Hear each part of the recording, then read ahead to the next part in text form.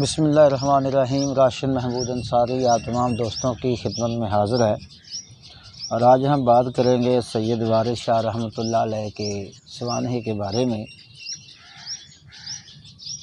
وارث شاہ اہل بیت کرام کے 10ویں امام علی نقی علیہ السلام کے کچھ صاحبزادے جناب جعفر طواب کی اولاد میں سے تھے، جن کی 11ویں پشت میں ایک بزرگ سید سلطان محمود غزنی افغانستان میں اپنے بال بچوں سمیت آباد ہو گئے۔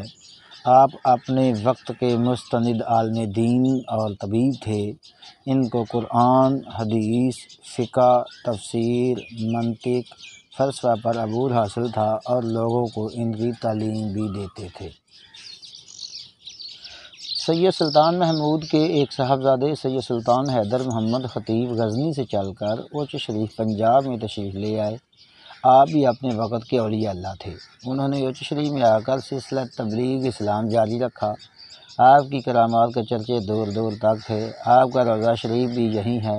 سید سلطان صدر الدین صاحبزادے سید بدر الدین، جو والد کے کہنے پر سکھ یعنی سندھ میں آباد تھے، سید بدر الدین مجذوب تھے اور لال شہباز قلندر کے کہنے پر مالک ہوئے۔ کہ 8ویں پشت میں سے ایک بزرگ سید تاج محمود باطنی حکم کی وجہ سے قندھار کے ایک پہاڑی علاقے سروک میں چلے گئے، جہاں کا حاکم وقت فتح خان آپ کا مرید ہو گیا۔ آپ نے اسلام کی تبلیغ کے ساتھ ساتھ فارسی شاعری بھی شروع کر دی۔ فتح خان کا بھائی اس قدر بیمار ہوا کہ موت قریب تھی، مگر سید تاج محمود کے علاج نے اسے زندگی دی۔ سید تاج محمود کے قندھار چلے جانے کے بعد ان کے والد سید یعقوب شاہ اوچھ شریف میں ہی رہے، مگر بعد میں سید اعلیٰ جڑانوالا ضلع فیصل آباد میں تشریف لے گئے اور وہیں وصال پایا۔ آپ کا روضہ سید اعلیٰ میں بتایا گیا ہے۔ جب ہمایوں نے اپنے وطن ہندوستان آنے کے لیے ایران پر حملہ کیا تو قندھار بھی فتح ہو گیا۔ اس کے حاکم فتح خان کے بھائی شیر خان کی معیت میں سید تاج محمود بھی رعایا کے ساتھ پنجاب آ گئے۔ تب اکبر اعظم ہندوستان کا حاکم تھا۔ شیر خان نے اس کی فوجی ملازمت اختیار کر لی۔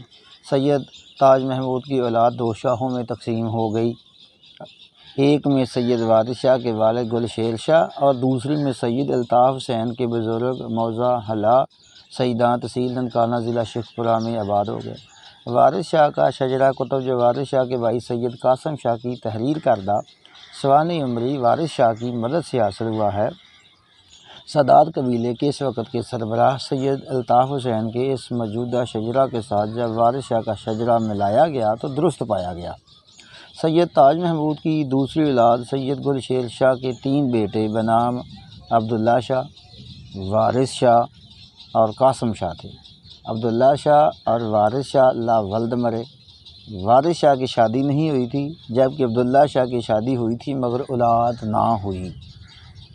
قاسم شاہ کی اولاد میں سید قادر شاہ تھے، جنہیں رنجیت سنگھ نے 3500 ایکڑ زمین دی تھی، جو انہوں نے اپنے نام کے ساتھ ایک جگہ ٹھٹا قادر شاہ بنائی۔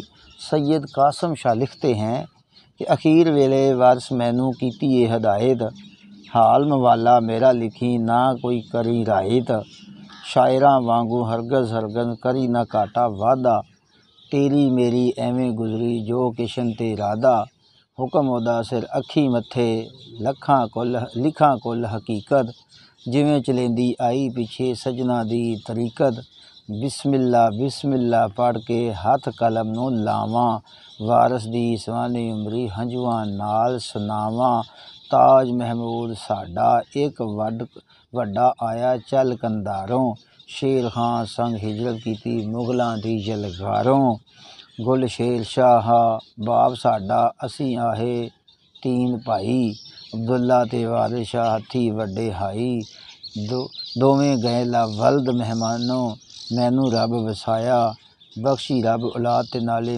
عملوں شجرہ پایا۔ ان اشعار سے ثابت ہوتا ہے کہ وارث شاہ نے بوقت وصال اپنے بھائی سید قاسم شاہ کو اپنی سوانح عمری لکھنے کی ہدایت کی تھی، اور ساتھ ہی یہ بھی کہا تھا کہ اس میں مبالغہ رائی نہ ہو۔ وارث شاہ کی تاریخ پیدائش بھی ایک بڑا مسئلہ ہے جو مختلف راوی مختلف بیان کرتے ہیں۔ ظاہر ہے کہ وارث شاہ کی تاریخ پیدائش کا مسئلہ ثبوت کے ساتھ کسی نے بھی پیش نہیں کیا، مگر وارث شاہ کے بھائی سید قاسم شاہ نے ہماری یہ مشکل آسان کر دی ہے۔ لکھتے ہیں کہ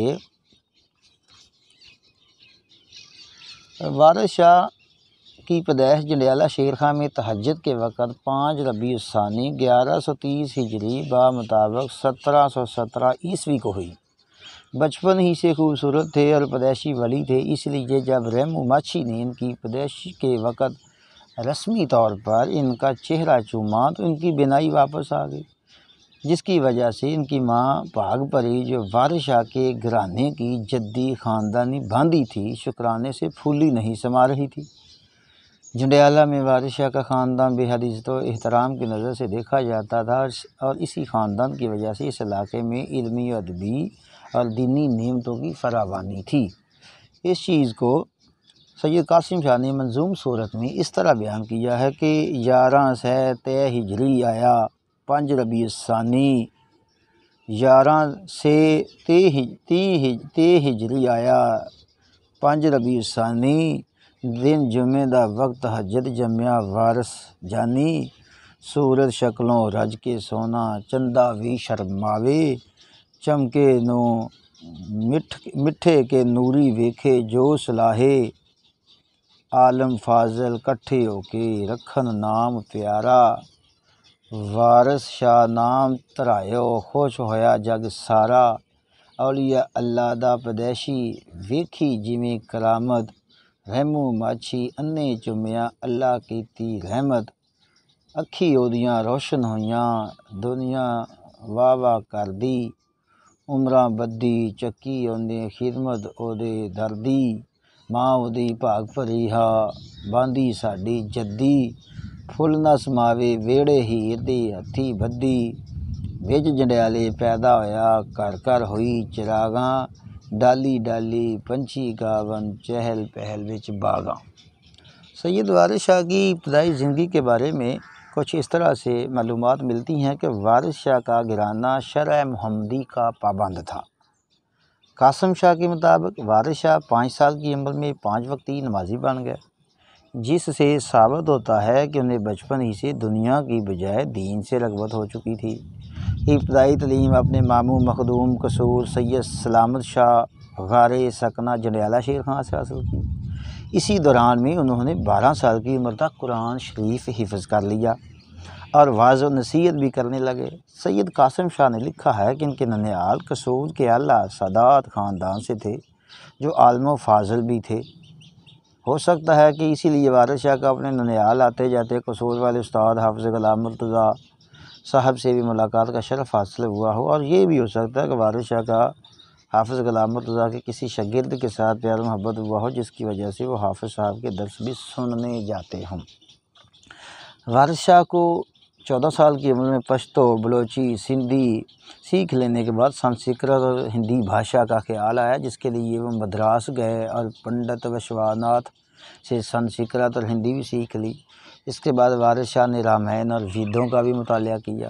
مدراس سے واپسی پر اپنا مدرسہ کھولنے کا سوچا، جس کی اجازت اپنے ماموں سید سلامت بخاری قصور سے لی۔ اس مدرسے کا نام درس وارث شاہ لکھا گیا۔ ناظم پنجاب نواب زکریا خان نے اس کی پکی منظوری دی اور بلکہ 2000 سالانہ وظیفہ بھی مقرر کیا۔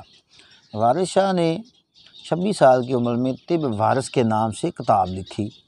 اس زمانے میں یہ تجارت کے لیے نہیں بلکہ عبادت سمجھ کر کیے جاتے تھے اور ان کو ذریعہ معاش نہیں بنایا جاتا تھا۔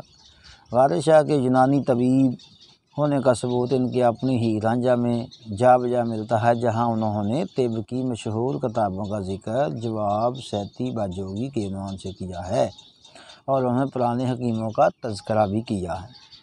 وارث شاہ نے اپنی کتاب میں بہت سی معجونوں اور دوائیوں کے نام بھی گنوائے ہیں جو ان کے طبی علم کی شہادت ہیں۔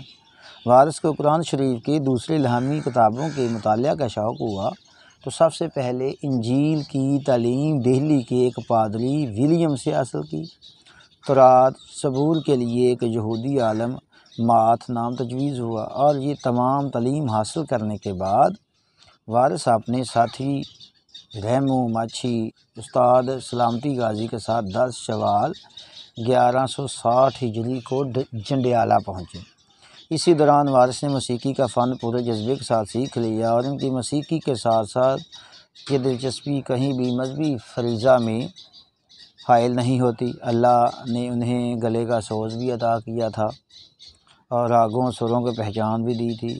وارث نے نقاشی، مصوری، حامد شاہ، سکنہ پنڈی پٹیاں اور گل سازی اور سنگ تراشی چاندن مل سکنہ چنیوٹ سے حاصل کی۔ بعد میں وارث شاہ مدینہ شریف تشریف لے گئے اور واپسی پر دوستوں کے مشورے سے روم چلے گئے، جہاں انہوں نے مولانا روم اور حضرت شمس تبریز کی روضے پر حاضری دی اور دعائے خیر کی۔ وہاں سے فارغ ہونے کے بعد پیرس چلے گئے، جہاں کلوپترا کا بت دیکھا۔ غرض کہ وارث شاہ نے چین، ایران اور عرب شریف کی سیاحت کے دوران اپنے علم میں بھی اضافہ کیا اور وہاں کے لوگوں کو پنجابی بھی پڑھائی اور اپنا شاگرد بھی بنا لیا۔ وارث شاہ کی پنجابی کا چرچا تو 1156 ہجری میں ہی ہو گیا تھا، جب انہوں نے اپنی کتاب طب وارث منظوم لکھی۔ اس سے قبل 1152 ہجری میں قصیدہ بردہ شریف کا پنجابی ترجمہ بھی کر چکے تھے۔ یہ وہ زمانہ تھا جب ہیر کا قصہ زبان زد عام تھا۔ لوگ گرمیوں کی گرم دوپہروں اور سردیوں کی سرمئی شاموں میں اکٹھے بیٹھ کر قصہ ہیر کو سازوں کے ساتھ، سازوں کے بغیر بھی گنگنایا کرتے اور خوش ہوتے۔ یہ واحد رومانوی قصہ تھا جو بچوں، بوڑھوں، نوجوانوں اور خواتین کے علاوہ مردوں میں بھی یکساں مقبولیت کا حامل تھا۔ وہ صدیاں پرانا قصہ ہونے کی وجہ سے اب اس کی اصل شکل کافی بگڑ یا تبدیل ہو چکی تھی، کیونکہ جس کے جو منہ آتا کہہ دیتا۔ بنیادی نظریہ یا بنیادی کہانی تو وہی پرانی تھی، مگر زبان نے ان کے ساتھ مساوی سلوک نہ کیا۔ نہ صرف یہ کہانی بگڑ چکی تھی، بلکہ کردار اور کرداروں کے نام بھی لوگوں نے حسب منشا تبدیل کر لیے تھے۔